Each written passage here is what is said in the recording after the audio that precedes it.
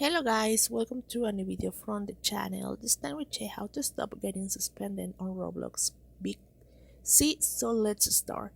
If you wanna stop doing it, just go to your Roblox account and well, you can check that sometimes you get banned on Roblox without any reason or something like that you wanna stop it. So there is a way to do it and it's by using a VPN. Why? Because you can change the country that you are in with a VPN. For example, if you are in a country, I don't know, Peru, you can change the country Peru for another country, United States, Arabia, or you can change for France or something like that. I recommend you to use the VPN called NordVPN. This VPN will help you to change the country. So, for example, we are here in the principal page. Let's go to the left side and just click here on NordVPN.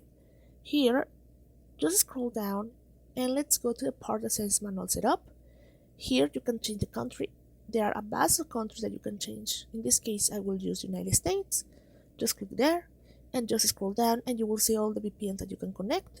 Let's select that one you prefer. And then you can go to get a setup configuration and then you can start using that VPN. So that's how it works, guys. I hope this works for you. Thank you for watching this video. Remember to subscribe and don't forget to give us thumbs up to this video.